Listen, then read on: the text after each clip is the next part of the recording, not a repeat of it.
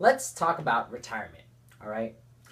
One day we will all get old, and part of the American dream is one day being able to retire and not having to work. You work for years, and try to make money and try to hustle. When you get older in life, it would just be great to retire.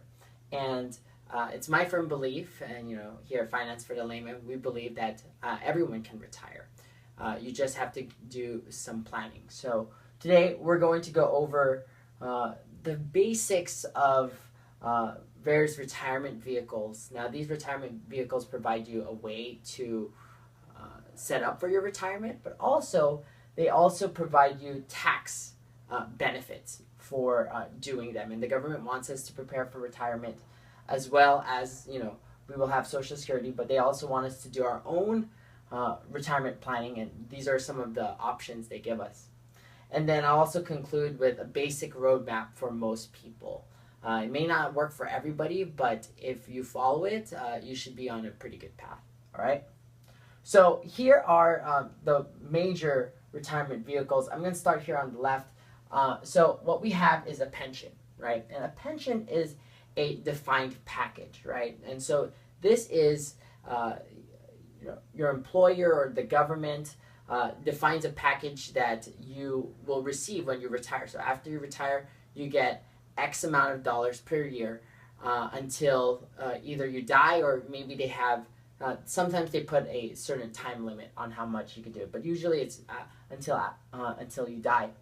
And to get this pension package, it really requires both the employee, which is you, and also the employer, whether it be the government or some private firms, contribute to a pension fund so that you can eventually be paid out when you do retire.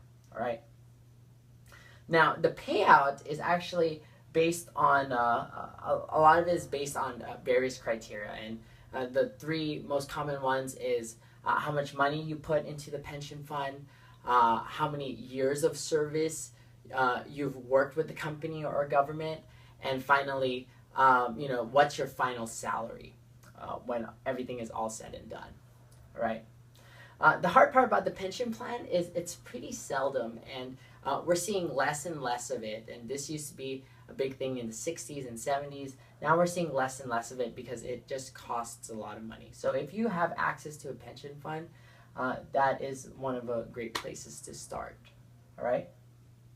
Now we move over to the 401k, and the 401k is the most common employee package that we have nowadays, and so we should definitely be aware of it.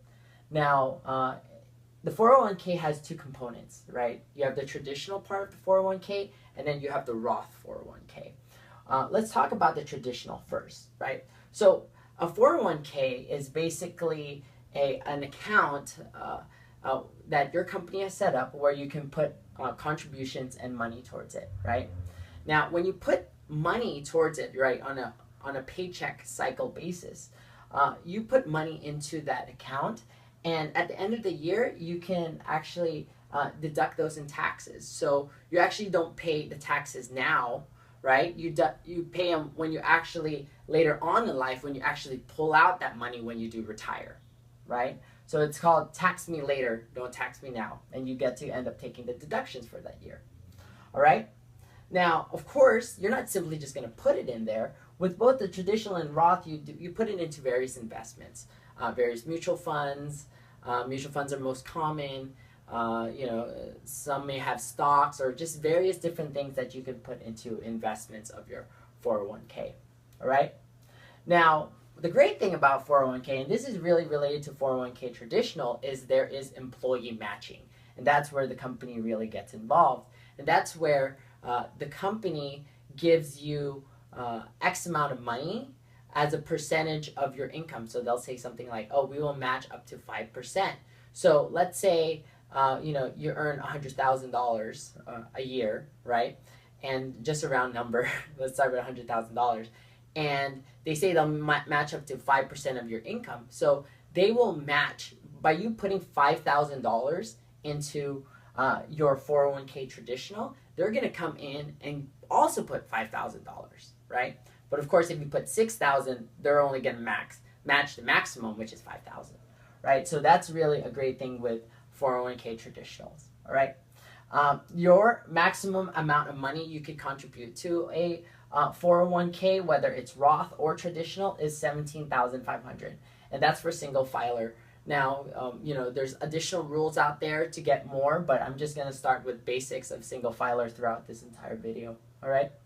And what's great about the 401k is you really want to choose this vehicle when you expect to earn less in the future, right? So when you retire, usually your expenses are much less, and because you drop down on the tax income bracket, you actually end up paying less taxes, right? Let's say you were earning $100,000 when you were 26. Later on in life, you're not going to earn $100,000 a year. You might only earn $40,000 a year. So you get taxed at that income bracket, and so that you also get tax benefits in the future, all right?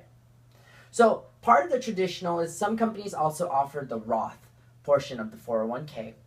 And Roth, whenever you hear Roth, that really means that you pay taxes now, right? So you pay the taxes now. There's no tax deferral. There's no tax deductions. You simply pay money for those taxes.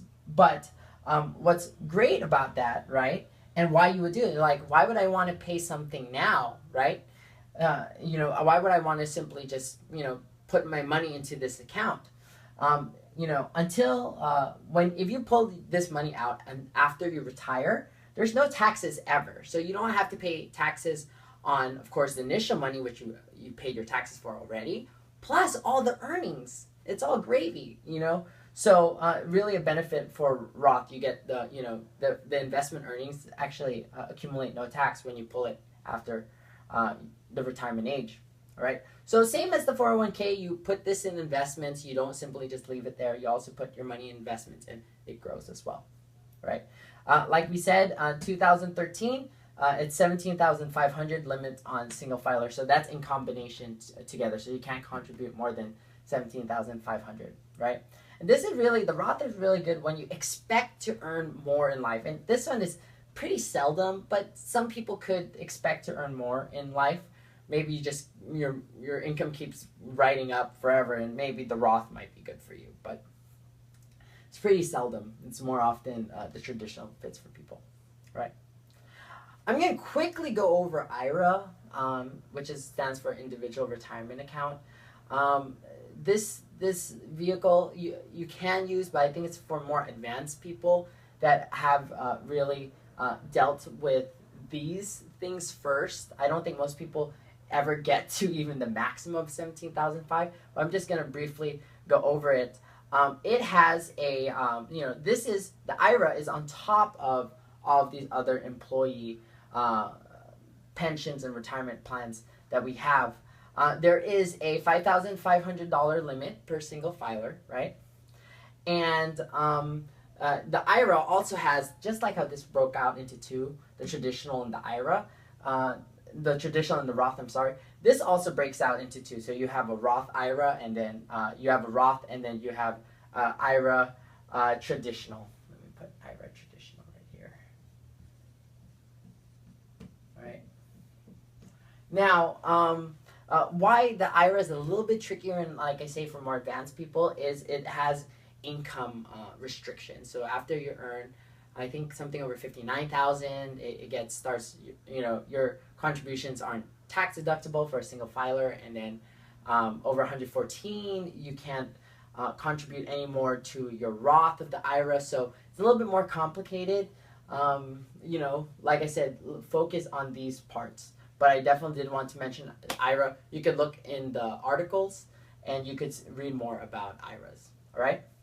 Now, finally, I just wanted to close off with a roadmap for most people to give them some sort of direction.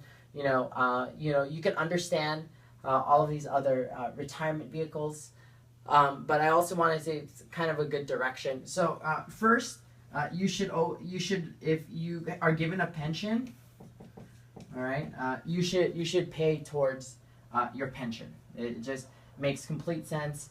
Your employer contributes money. You usually win in the long run, so the pension's very good. And with your 401k traditional, you should do the employee match. Hopefully you could read that. Employee match, right? Because the employee match, I wrote employee match down there. The employee match is it's like free money on the table. You should take the money for the employee match. So, you know, if your company it matches up to $3,000, for example, for you, right? You should put $3,000 because it's like getting another $3,000 in your retirement fund. And there's no investment out there. There's almost no investment out there that gives you that much money. So really take that employee match. Now, if you do these things already, you're like, hey, I already do those things already. Then I would go into either the 401k traditional. You can put more money into your 401k traditional or your Roth, depending on your objective. Now, you know, so that's, you know, at minimum. This is kind of minimum. And then this one over here is more like medium, right? So just because your employee doesn't match over, let's say, $3,000, doesn't stop you from throwing more money into your 401k and getting the tax incentives, and you get those tax incentives with traditional. Or maybe you want to put it to your Roth. So, you know, some people have a combination of two. Whatever is best for you, all right? And then finally, if you do those things and you say, hey, I do this, I max this out to, you know, whatever my maximum, I would say first and foremost, great job. Most people don't even do that. Then I would look into the IRAs. And the IRAs are good too.